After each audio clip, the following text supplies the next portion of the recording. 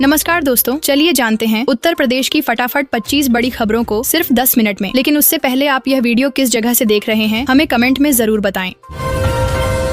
UP के 2,80,000 बिजली bill बकायेदारों पर लटकी कार्रवाई की तलवार, यूपीपीसीएल लेने वाला है बड़ा एक्शन। दोस्तों, यूपीपीसीएल उपभोक्ताओं के ऊपर कारपोरेशन का लगभग 10 अरब रुपए बकाया है। अब उपकेंद्रवार इन उपभोक्ताओं को चिन्हित किया जा रहा है। पावर कारपोरेशन अब 2,80,000 बकायेदारों से सख्ती से वसूली करेगा। उत्तर प्रदेश पावर कारपोरेशन 2,80,000 बकायेदार उपभोक्ताओं के खिलाफ आरसी जारी करेगा। वहीं ओटीएस योजना का तीसरा चरण शनिवार को समाप्त होगा।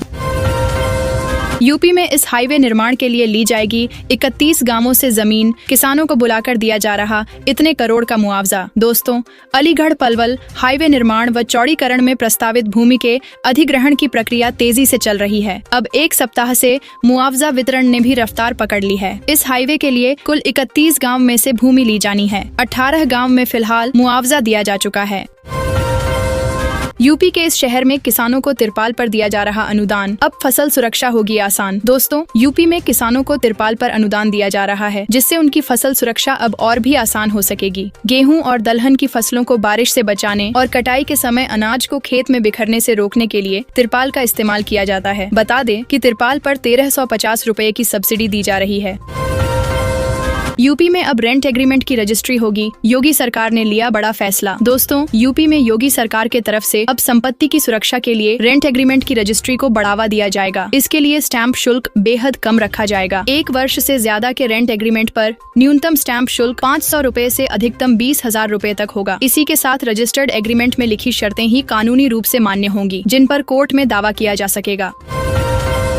रेलवे स्टेशन से ऑन डिमांड चलेंगी विशेष ट्रेनें। जिस रूट पर भीड़ अधिक वहां पहले जाएगी गाड़ी। दोस्तों, महाकुंभ 2025 में आने वाली भीड़ को देखते हुए रेलवे दिशावार ऑन डिमांड ट्रेनों का संचालन करेगा। जिस रूट पर भीड़ ज्यादा होगी उस रूट पर सबसे पहले ट्रेन भेजी जाएगी। सभी विशेष ट्रेनें प्रयागराज जंक्शन, सूबेदारगंज, छिवकी, नैनी, रामबाग, झूसी, प्रयाग और फाफामऊ से चलेंगी। रामबाग व झूसी स्टेशन से पूर्वोत्तर को केंद्रित करते हुए ट्रेनों का संचालन किया जाएगा।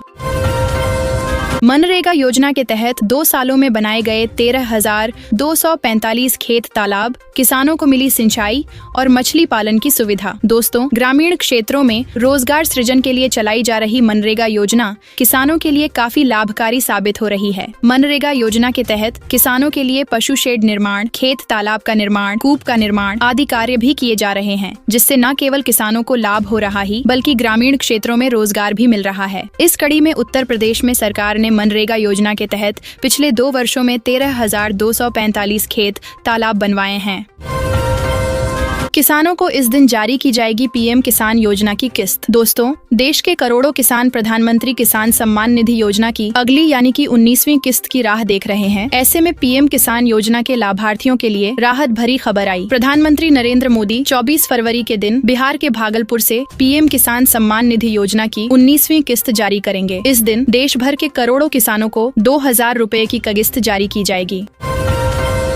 यूपी के लोगों के लिए योगी सरकार ला रही बड़ा तोहफा। 9वें बजट में युवा, महिलाओं और किसानों की होगी बल्ले बल्ले। दोस्तों, योगी सरकार 20 फरवरी को विधानमंडल में अपना 9वां बजट पेश करने जा रही है। इस बजट में गरीबों, युवाओं, किसानों और महिलाओं के विकास पर विशेष ध्यान दिया जाएगा। बजट में ग्रामीण क्षेत्रों में छुट्टा गोवंश के रखरखाव, गरीबों को सस्ती बिजली और किसानों को मुफ्त बिजली के लिए प्रावधान होगा। इसके अलावा महिला सशक्तिकरण और केंद्र सहायतित योजनाओं में हिस्सेदारी के लिए भी प्रावधान किया जाएगा। यहाँ 50 रुपए प्रतिमाह से मिलेगा हॉस्टल, सरकार छात्रों को दे रही सुविधा। दोस्तों, जिला दिव्यांगजन सशक्तिकरण अधिकारी सिद्धांत शर्मा ने बताया कि दिव्यांग छात्रों को सरकार छात्रावास की सुविधा दे रही है। जो भी दिव्यांग छात्र किसी मान्यता प्राप्त विश्वविद्यालय, महाविद्यालय, व्यावसायिक या प्राविधिक शिक्षा वाले कॉलेजों में पढ़ाई कर रहे हैं, वह अपना पंजीकरण करा सकते हैं। कमरे का किराया मात्र 50 रुपए और विद्युत बिल भी 50 रुपए होगा। महाकुंभ में डुबकी लगाने वाले श्रद्धालुओं की संख्या पहुंच जाएगी 50 करोड़ के पार, बनेगा महारिकॉर्ड। दोस्तों, शुक्रवार सुबह से ही श्रद्धालुओं का आगमन जारी है। लाखों श्रद्धालु संगम में आस्था की डुबकी लगा रहे हैं। ऐसे में अनुमान लगाया जा रहा है कि महाकुंभ के समापन तक श्रद्धालुओं का आंकड़ा 55 करोड़ पार कर सकता है। गुरुवार की रात तक 85.46 लाख ने डुबकी लगाई, जिसके बाद महाकुंभ में अब तक श्रद्धालुओं की संख्या 49.14 करोड़ पहुँच चुकी है। यूपी के इस जिले को कूड़े के ढेर से मिलेगी निजात, दिल्ली की कंपनी लगाएगी मशीनें। दोस्तों, बांदा शहर के खाली प्लॉटों और हठेठी पुरवा के बालू खनन गड्ढों में जमा कूड़े के निस्तारण के लिए C&D waste collection centre and processing unit में 3 करोड़ की मशीनें लगने जा रही हैं। 50 साल से अधर में लटके सीवेज ट्रीटमेंट प्लांट को भी बजट की दरकार है। शहर के 31 वार्डों में लगभग 1.5 लाख लोग रहते हैं।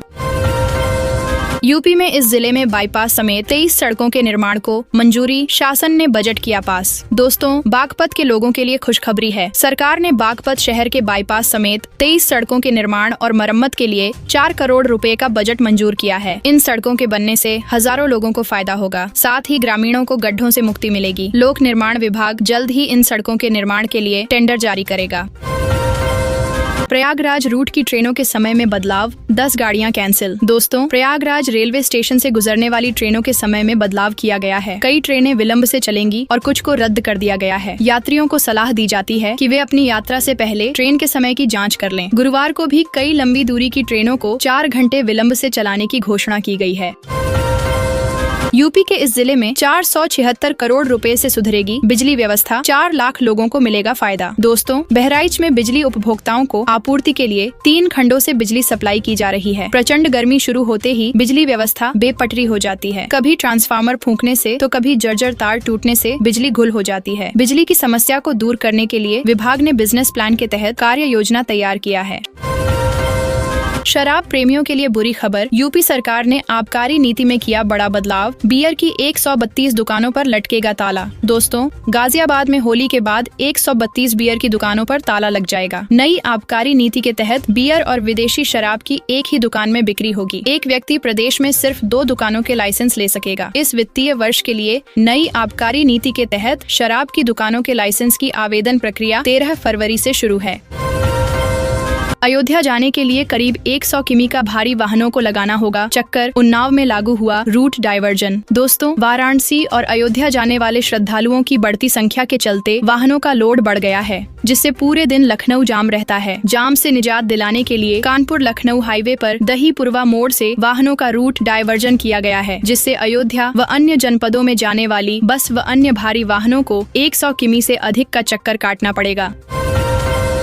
बिजली मीटर से छेड़खानी करने वालों खैर नहीं, तुरंत हो जाएगी जानकारी। दोस्तों, शहर में बिजली चोरी रोकने के लिए हर घर में स्मार्ट मीटर लगाए जा रहे हैं। अब तक 3600 से अधिक स्मार्ट मीटर लगाए जा चुके हैं और बाकी घरों में भी जल्द ही मीटर लगा दिए जाएंगे। स्मार्ट मीटर से उपभोक्ताओं को कई फायदे होंगे, जैसे कि गलत बिल आने से छुटकारा, रीडर के घर आने की जरूरत नहीं, रिचार्ज खत्म होने पर बिजली अपने आप बंद हो जाएगी।